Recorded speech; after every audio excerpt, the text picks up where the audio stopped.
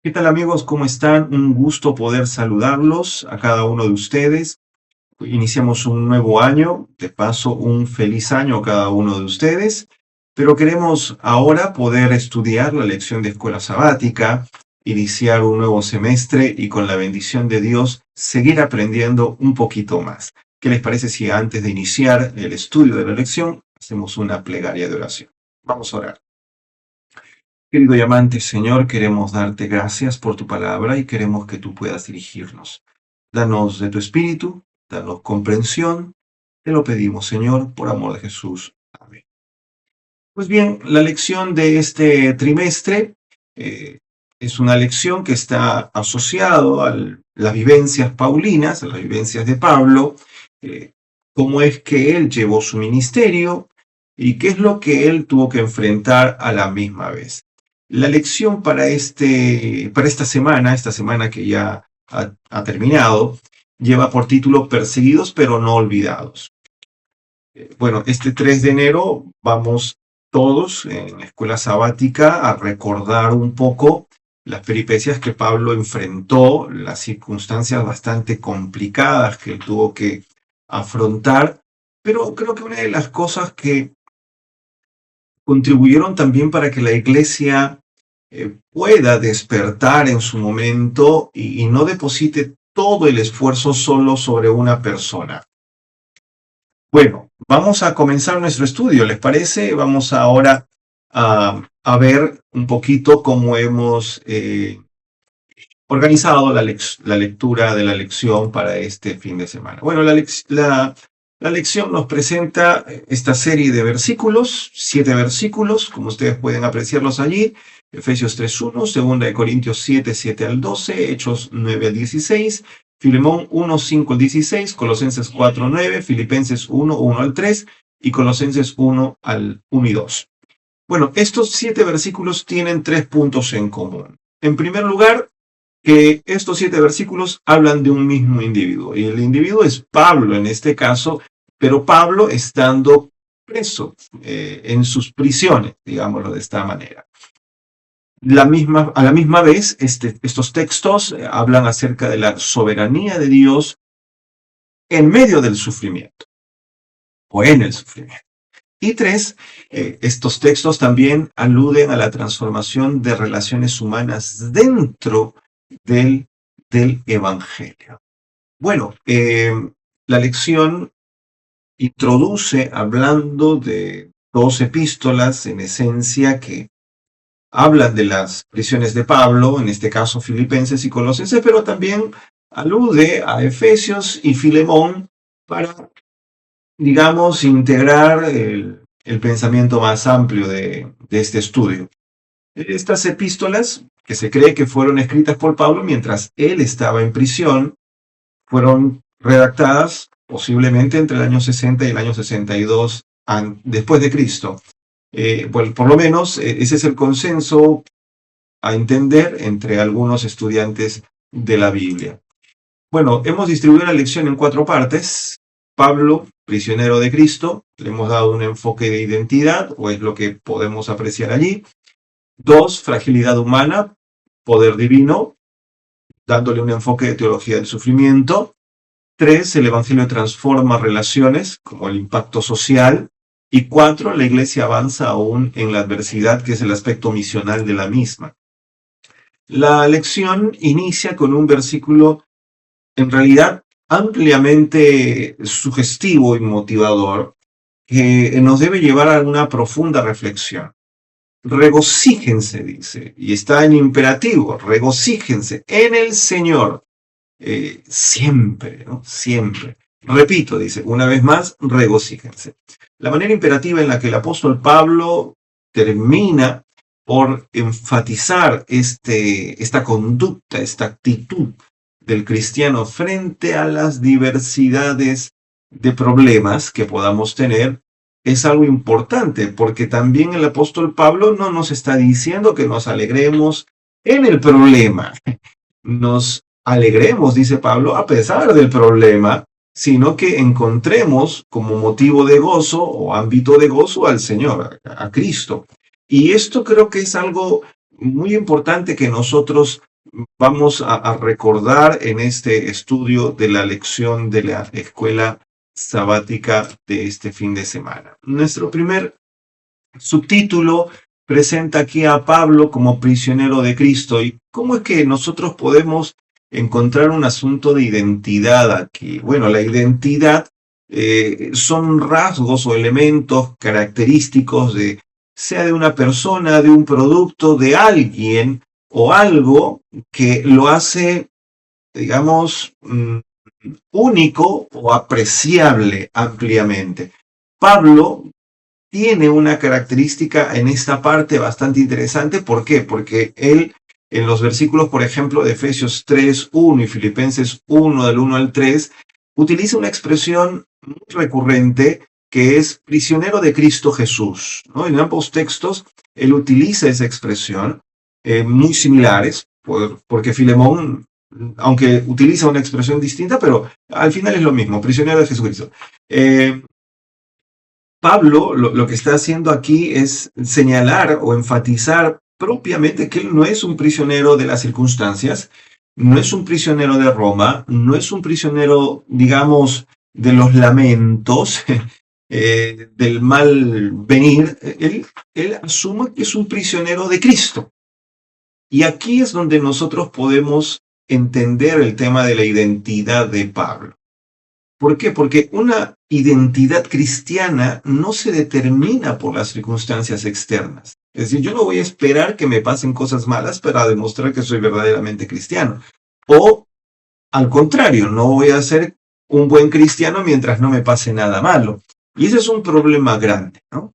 Para Pablo, él observaba que sus prisiones en realidad no eran un motivo de victimizarse. Es decir, no estaba en esta condición de que, oh, tengo que sufrir por el Señor, o tengo que de alguna u otra manera asumir que por el camino que he tomado, que he seguido, me están pasando todas estas cosas. No, no. Para Pablo, en realidad, por lo visto, era un privilegio afrontar estas circunstancias, estas situaciones. Y yo creo que Pablo lo que está tratando de transmitir en este instante es en realidad para muchos de nosotros un gran ejemplo, porque Pablo nos llama a entender que todo cristiano no es que va a estar exento de problemas, sino que aún a pesar de los problemas, sabe que Dios está al control de su vida, está al control de su experiencia, al control de cada circunstancia que se le pueda presentar en el camino. Y eso es lo que debe generar un antes y un después en todo ser humano que se dice estar tomado de la mano del Señor. Y eso es identidad, ¿no? Un buen cristiano, entiendo yo, te permite ser firme en la fe, aún a pesar de las circunstancias, aún a pesar de lo que viene. ¿Por qué? Porque su gozo no está en que las cosas siempre le vayan bien. Su gozo es identificarse con Cristo. Y esto es lo que Pablo pues nos enseña, ¿no? Y bueno, eso nos da como resultado en el pensamiento paulino que la misión tiene que continuar. Yo no me voy a sentar porque de pronto tuve un mal día. Yo no voy a dejar de predicar porque algo me fue mal. No voy a dejar de cumplir con la misión porque sencillamente he perdido muchas cosas, o he perdido un ser querido, o estoy enfermo, o de pronto este día fue un día terrible porque sencillamente me botaron del trabajo. Tal vez puede parecer, para muchos de nosotros, motivos suficientes como para. Ahora, nadie te dice que no sufras, nadie te dice que no te sientas herido. Sentirse herido, tener momentos de sufrimiento, creo que incluso puede ser hasta cierto punto natural en todo ser humano. Claro que sí. Pero dejar que eso nos gobierne ya se torna en un problema muy grande. El apóstol Pablo, entrando al segundo bloque de nuestra reflexión, nos presenta una vez más que somos seres humanos frágiles frente al poder divino. Y aquí se esboza una especie de teología del sufrimiento en el sentido de que Pablo nos lleva a reflexionar de que existe un privilegio para padecer, por padecer todas estas cosas, ¿no? Me llama mucho, poderosamente la atención lo que él dice en Hechos 9:16, porque yo le mostraré cuánto le es necesario padecer por mí. Y esto que está aquí es lo que en realidad le dijo Jesús al discípulo que le permitiría o le ayudaría a Pablo a mirar cuando él iba a ser pues discipulado, ¿no?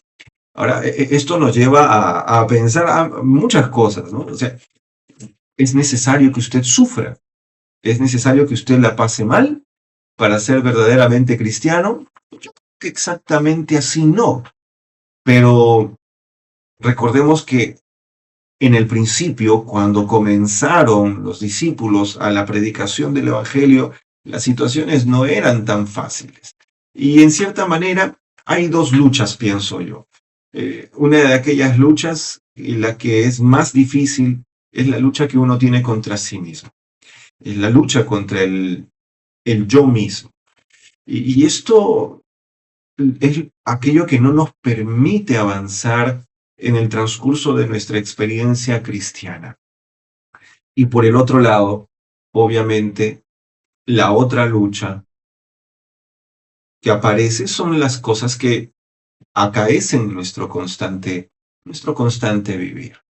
Y casualmente por la fragilidad que nosotros tenemos como seres humanos, no estamos exentos a sentirnos afectos a ello. Sin embargo, el Señor nos dice que nuestro gozo tiene que ser mayor que la desdicha. Y esto es lo que nos ayude a reponernos en medio de las luchas, las dificultades, los problemas. Pablo en el capítulo 4 de 2 de Corintios, versículos 7 al 12, casualmente él habla, ¿no? Que somos vasos de barro, vasos de barro. Pero la parte que más me encanta a mí es la parte del versículo 10. Fíjense lo que dice allí: llevando en el cuerpo siempre por todas partes la muerte de Jesús, para que también la vida de Jesús se manifieste en nuestros cuerpos. Y a mí me deja pensando eso. ¿Cuánta parte de nuestro ser entero refleja a Cristo? El apóstol Pablo no da cabida a pensar de que exista alguna fibra de nuestro ser que no refleje a Cristo. Y esto es algo en lo que nosotros tenemos que reflexionar profundamente. Tenemos que representar al Señor en toda y cada una de las cosas. Y respecto a las persecuciones o los apuros, las angustias, el sentirnos muchas veces desamparados, atribulados, en necesidades, en azotes, en cárceles, como también hace alusión 2 Corintios 6, 3 al 7, dice, nosotros tenemos que recordar que en todo hemos sido llamados, comisionados por el Señor, y que Él, en medio de estas circunstancias tan penosas, es el que nos va a sostener. Entonces, nosotros podemos destacar algunas ideas fuerza aquí. En primer lugar, el sufrimiento es parte del llamado cristiano, pero no es una anomalía. Es decir, cuando uno se vuelve cristiano, y esta es la parte equivocada que muchas veces, a veces se promueve, no, cuando usted se vuelva cristiano, los problemas van a desaparecer. La Biblia no enseña eso. Lo que la Biblia enseña es que incluso es posible que usted tenga muchas más dificultades. ¿Por qué? Porque por el otro lado está el enemigo tratando también de desanimarlo y tratando de hacer que usted falle en su fidelidad al Señor. Algunos pueden decir, no, los problemas son una anomalía, no son algo normal, todo tendría que ser perfecto en su experiencia cristiana. Pero eso es algo que no existe en la Biblia. Eso es una mentira en realidad muy grande. El Señor a nosotros no nos dice que no nos va a faltar problemas, más aún nos dice sí que en medio de los problemas nos va a sostener. Somos vasos de barro, sí, somos seres humanos que experimentamos una fragilidad, una debilidad, pero esto en realidad pasa desapercibido si nosotros destacamos la gloria del Señor revistiéndonos y fortaleciéndonos. Bueno, finalmente en este punto, la muerte en el mensajero produce vida en los oyentes, ¿no? Esto es una cosa bastante curiosa. ¿Por qué? Porque cuando Pablo estaba preso, la iglesia se movió mucho más. Entonces aquí tenemos nosotros un principio, ¿no? Dios manifiesta su poder a través de la debilidad y fragilidad humana. En tercer lugar, la lección nos menciona que el Evangelio transforma relaciones.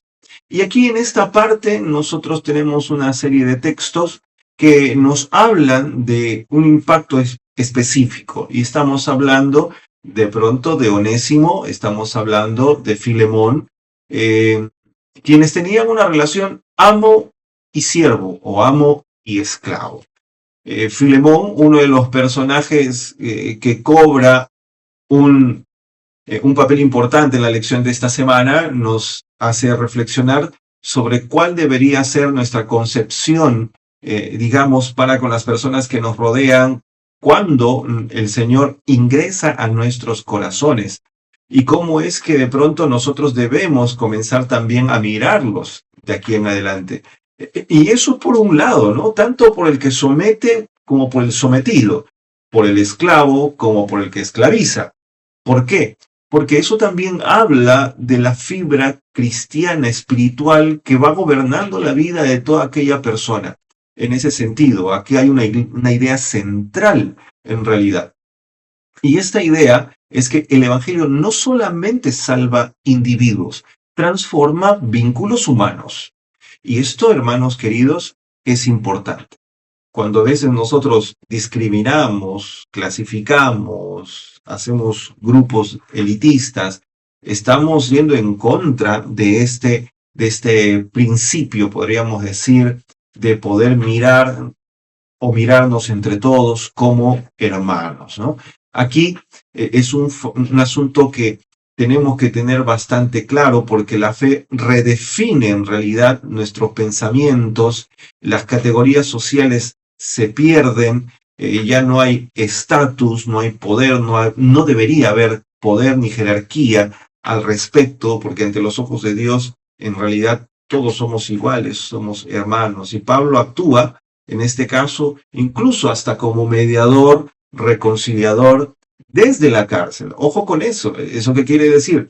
Que por extensión usted y yo, cuando ve una especie de injusticia de esta naturaleza dentro del círculo eclesiástico o dentro de pronto de un grupo de fe o religioso, tiene que apelar, tiene que hablar, tiene que mediar a través de la reconciliación, tratando de juntar o unir esas reflexiones. Entonces, en esta parte de la lección, el Evangelio tiene implicaciones sociales concretas. El Evangelio no solamente se queda en usted, no solamente se queda en su casa, no solamente se queda dentro de la iglesia.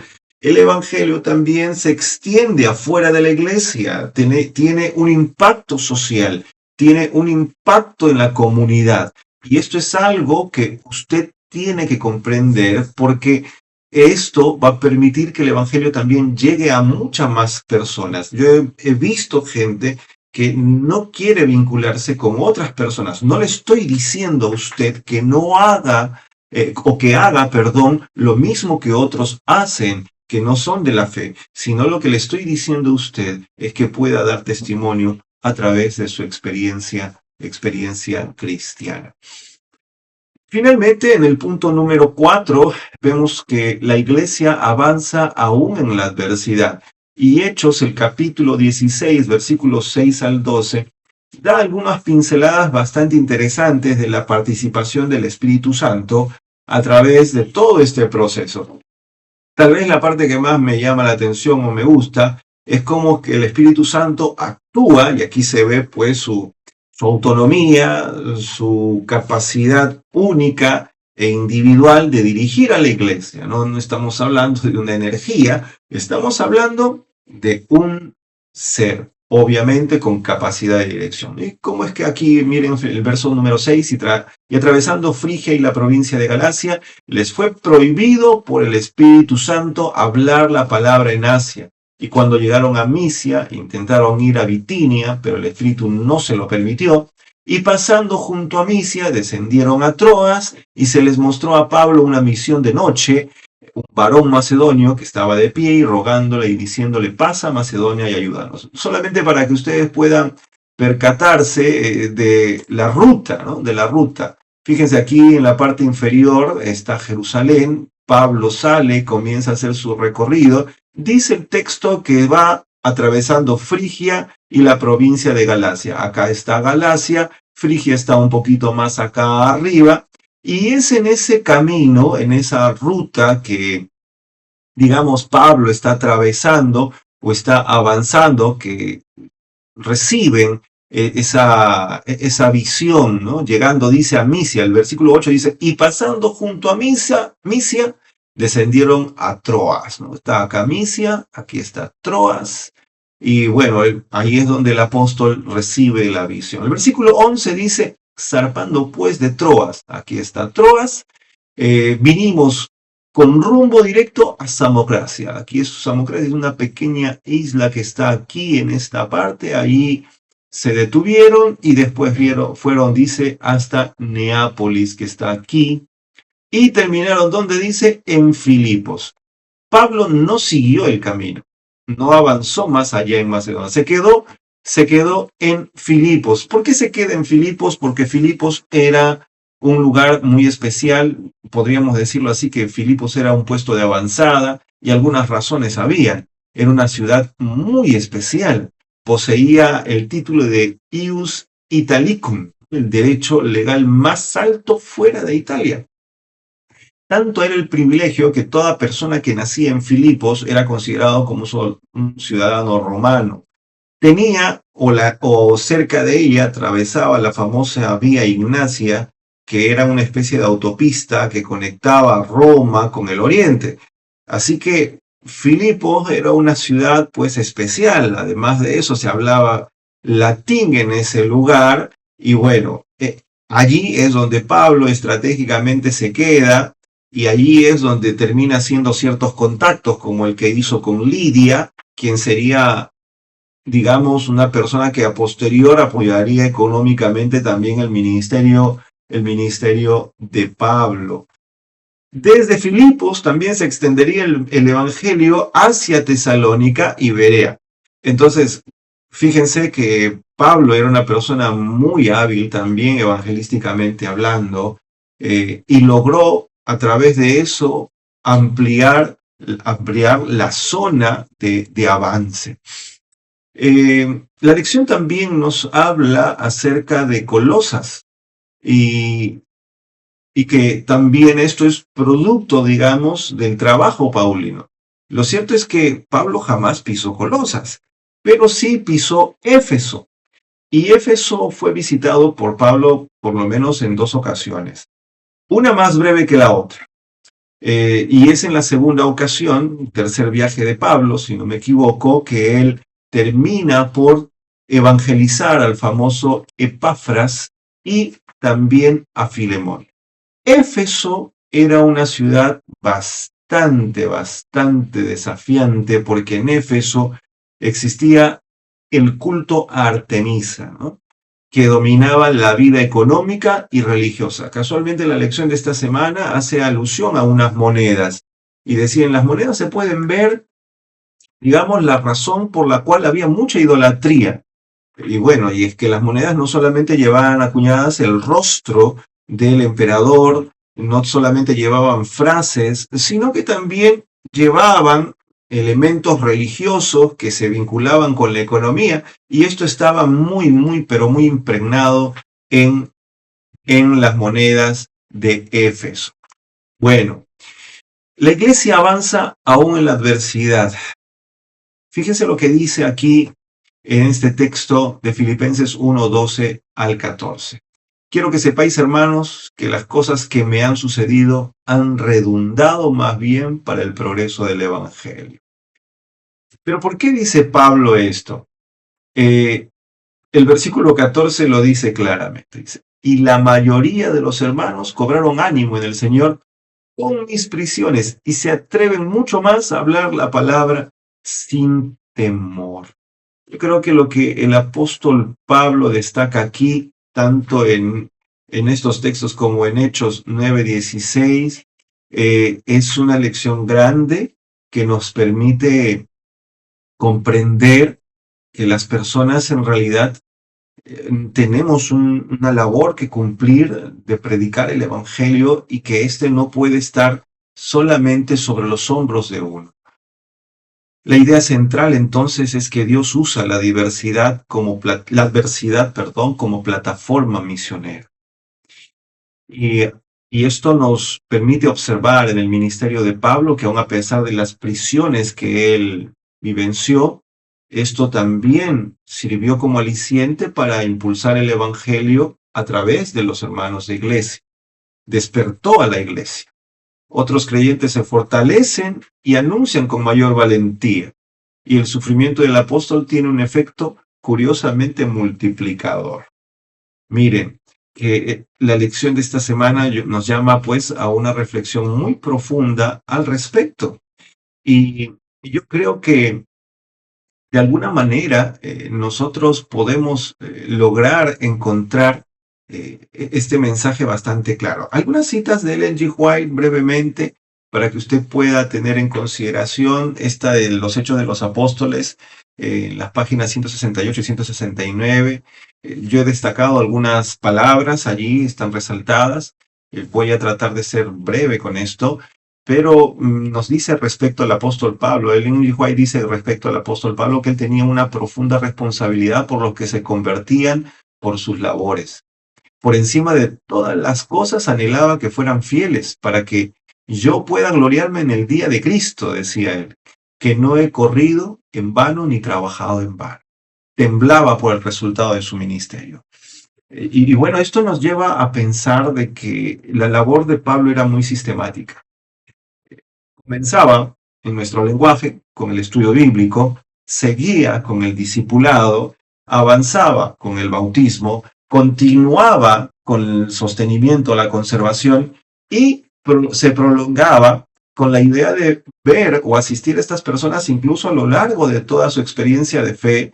¿Por qué? Porque él quería verlo, quería ver a estas personas en el cielo.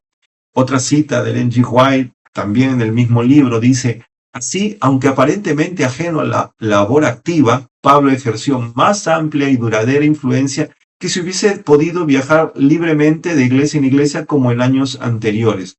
Como preso del Señor, era objeto del más profundo afecto de parte de sus hermanos y sus palabras, escritas por quien estaba en cautiverio por la causa de Cristo. Es lo que hablábamos hace un momento, de que casualmente las prisiones de Pablo generaron pues un efecto bastante importante en las personas, en la iglesia de a pie, que terminó por reaccionar y continuar la labor de Pablo. En el libro Reflejemos a Jesús, Ellen G. White dice que cuando en apariencia Pablo podía hacer menos, es decir, estando preso parece que hacía menos, la verdad que encontró entrada en el Palacio Real no fueron los sermones magistrales de Pablo delante de estos hombres notables, sino sus cadenas lo que llamó la atención de ellos. Y esto lo hizo con mucha paciencia y humildad. Esto nos enseña, hermanos queridos, que no todas las metodologías son las mismas, son distintas las metodologías que muchas veces nosotros a las que tendríamos que apelar para llegar a la gente. Y esto es algo en lo que también necesitamos reflexionar. Una última cita. La carta a los Colosenses está llena de lecciones de gran valor para todos los que están ocupados en el servicio de Cristo. Lecciones que muestran la sinceridad de propósito y la altura del blanco que será visto en la vida de aquel que representa correctamente a su Salvador. Yo creo que esta cita nos hace reflexionar sobre las motivaciones para llevar a otras personas a Cristo, para la predicación del Evangelio. ¿Qué es lo que usted lo mueve? ¿Qué es lo que usted lo lleva? ¿Qué es lo que hay en su reflexión, en su pensamiento? Esto, dice, va a terminar por transmitir verdaderamente la experiencia de un verdadero cristiano y la sinceridad que hay en usted en medio de todo esto. Pues bien, la lección también nos hace reflexionar sobre las conclusiones, ¿no? Las conclusiones a las que podríamos llegar. Y estas conclusiones son breves, permítanme solamente así, breve. Pablo no se ve a sí mismo como víctima de las circunstancias, sino como instrumento en manos de un Dios soberano. Yo creo que todos debemos contemplarnos de esa misma manera, porque de alguna u otra forma somos llamados a ser también instrumentos para llevar el Evangelio de una manera consistente, pero también debemos recordar que nuestra experiencia de fe conquista también corazones, que podamos pasar un sábado hermoso y que podamos recordar que a donde quiera que vayamos y en todo lo que hagamos, somos testimonio de vida. Dios les bendiga. Vamos a orar para terminar. Señor, gracias por tu palabra. Gracias, Señor, porque eres bueno y has estado con nosotros. Gracias porque hemos aprendido lecciones vitales. Cuida a nuestros hermanos en todo el mundo. Por amor de Jesús. Amén. Nos vemos.